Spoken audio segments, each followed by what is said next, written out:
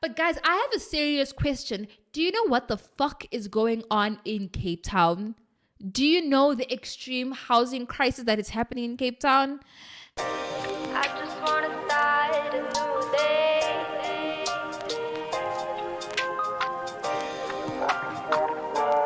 Yeah, guys, let's get serious for a moment. There is a very, very bad housing crisis in Cape Town, guys, because of Airbnb, and I also blame the DA. But anyway, Cape Town currently boasts 23,000 or over 23,000 Airbnb listings, guys. That's a significant number, and it's more than popular holiday destinations like Barcelona, which has over 18,000, and Bangkok, which has just over 20,000. And of those 23,000 listings that Cape Town has, 19,000 of them, guys, are entire homes or apartments, guys. So they can house a whole family, but they're being put on Airbnb instead, okay?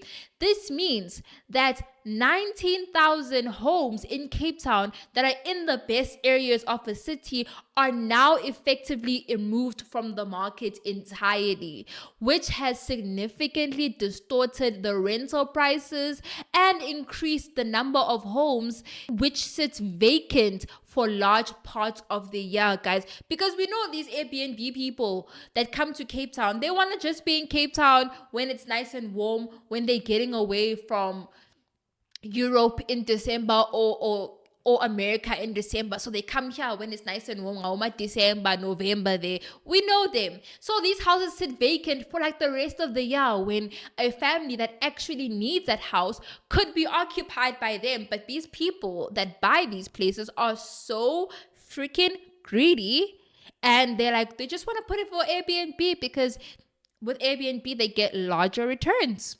It's so messed up. Homeowners and investors find it more lucrative to rent out their properties for shorter stays through Airbnb than to have long-term tenants. According to Inside Airbnb, the average number of nights booked were 41, guys. 41, with the average rental price of 2,385 Rand per night, guys. These figures were applicable for short-term rentals. According to the site, 98.3% of listings in Cape Town area were short-term rental, guys. So basically, we have literally under 7% that is actually for long-term rental in the Cape Town city, guys. And it gets worse, guys. Some hosts on the platforms had multiple listings, guys. 60.1% multi-listings for Cape Town, and these included separate rooms in the same apartment or multiple apartments or homes. And to make it even worse, guys, there are 3 hosts in the city of Cape Town with listings ranging between 120 and 130, guys. That's 130 homes and apartments and rooms for short-term rentals that are owned by one person, and 4 hosts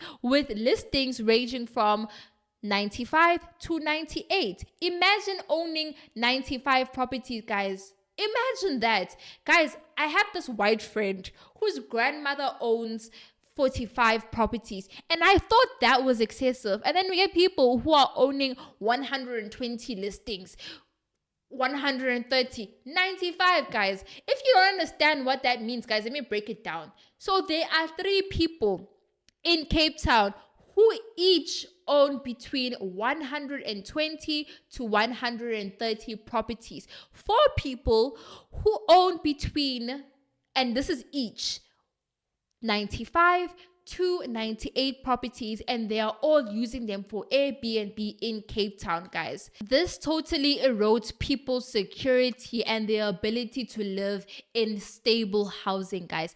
The thing is, the issue is not with individual owners who rent out a spare room or establish a B&B who use Airbnb platforms. No, but rather with the fact that the majority of Airbnbs are owned by people with several listings on the platform. Some individuals and companies, Yes, there are companies built around having Airbnb listings. Some of those companies and individuals have around 150 listings. Guys, imagine owning 150 properties in Cape Town and putting them all on Airbnb. Like, what about the people who have stayed in Cape Town for years? What are they supposed to do? Move out? Like, what the hell? So, areas like Woodstock, Salt River, Cape Town CBD, Camps Bay are seeing a dramatic increase in property prices because the Airbnb or short-term rental market has really created a competitive environment, guys, and that's keeping property prices so high. Have you seen the properties in Cape Town? Yo, dude, look at this. Look at this. A 2 bedroom for 35,000 rand. Look at this. Look at it's a mess. It's a mess in Cape Town. It's a mess. And a lot of people in Cape Town are choosing to move to Joburg now. If they can even afford to move to Joburg, if they can actually even find a job in Joburg, because hey, we know about the unemployment crisis here as well. Ugh, this country sickens me. And it really seems like foreigners are taking over the city of Cape Town, guys. And I'm talking about palm-colored foreigners, Caucasian foreigners. Cape Town is seeing a non-South African influx of German and Irish buying properties and using it as an Airbnb listing, guys. Of course, for them it's cheap because the rand compared to the dollar or to other currencies is like it's lacking. So for them it's cheap. For them it's cheap, but for us it's unfathomable. Like the prices are extremely excessive. That is exactly where the issue lies, guys, because it's used for Airbnb. Then there are times when the houses are vacant because nobody has booked it, and literally just down the road you have a massive housing crisis going on, guys. As more and more properties are listed on Airbnb, long-term rentals become so scarce, guys. The scarcity drives up rental prices, making it incredibly difficult for locals to find affordable housing, guys. Imagine families who've lived in Cape Town for generations find themselves pushed out of their neighborhood because they can't afford it anymore. The influx of tourists and short term renters displace long standing residents, guys. Airbnb listings often concentrate in trending or tourist friendly areas. This gentrification process could lead to eviction of lower income families, altering the fabric of communities. Investors prefer short term rentals due to higher returns, but consequently, fewer properties are available for long term lease, and the ones that are available are extremely expensive. The divide between those who profit from Airbnb and those who struggle to find housing, the haves benefit while the have nots face so much uncertainty, guys.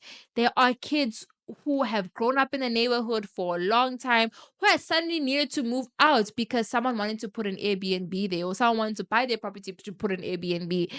But the thing is, the issue is more about the accommodation and the housing model that currently exists. As Dan Cordes said when he touched on this topic, in almost every country, hotels create jobs, okay? More job opportunities than Airbnb does.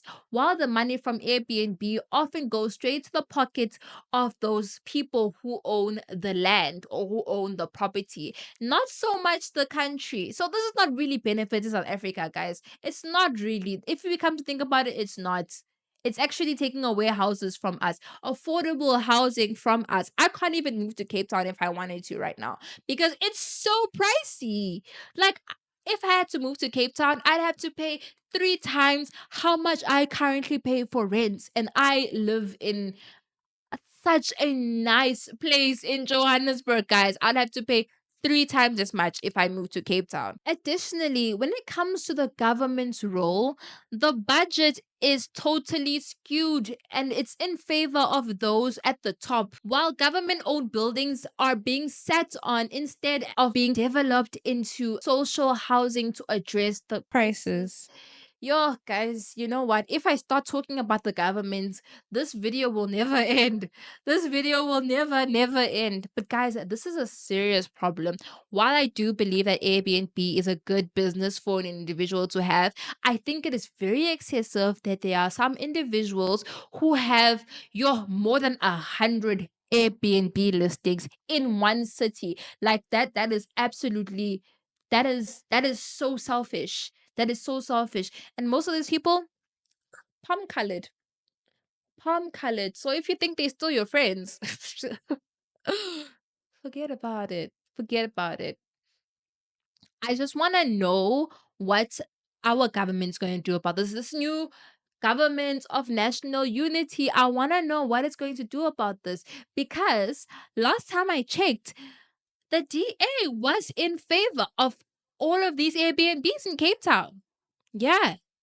Last time I checked, but hey, maybe something will change. Maybe they'll talk to one another and understand each other and see that this is actually a problem and, enforce some rules and regulations when it comes to Airbnb so that people can actually afford to stay in Cape Town. South African people can afford to stay in Cape Town.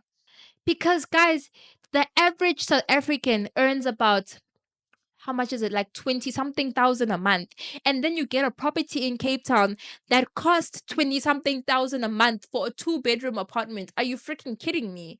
It makes no sense. It makes no sense. Anyway, if you guys want to be happier, move to Johannesburg. But take everything I say with a grain of salt, guys. This is not financial advice. It's a distribution of finance knowledge and financial literacy. Yeah. Yeah, I'll see you on the next video. I'm just very very angry about this because it feels like segregation. That's what it feels like. It feels like apartheid 2.0, except this time it's not according to your skin color.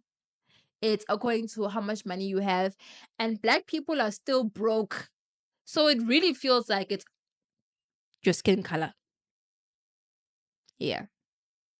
Anyway, bye.